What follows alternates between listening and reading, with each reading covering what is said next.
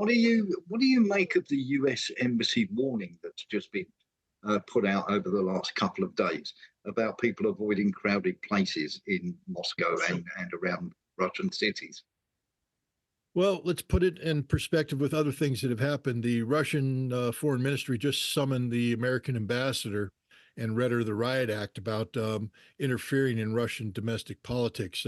Russia has a presidential election coming up, and I think I think this is a psychological warfare by the United States to create the perception of terrorist threats to try and lower the turnout on election day so that when President Putin wins, and he will win, Yeah.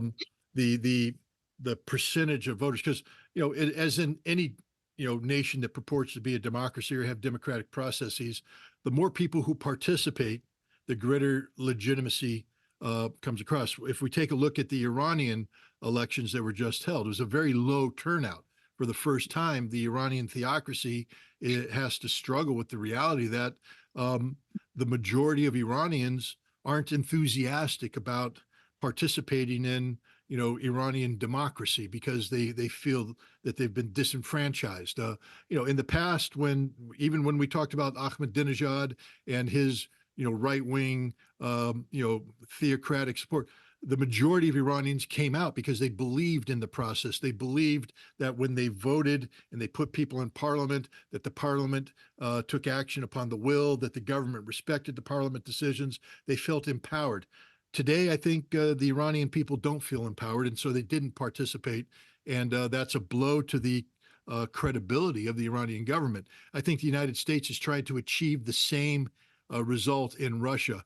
And one of the ways is to put out these fake, I personally believe this is fake intelligence. First of all, if this was real intelligence, it would be shared with the Russian FSB. We've done that in the past.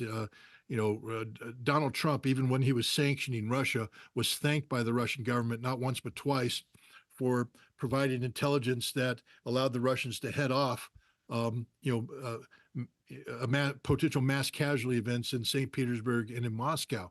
And I can't believe that the United States, if we had genuine intelligence, wouldn't be providing it to the Russians to head that off again. So I think this is just 100% garbage. It's bunk, but it was put out there to generate an atmosphere of fear to try and suppress the turnout for the Russian presidential elections. Yeah,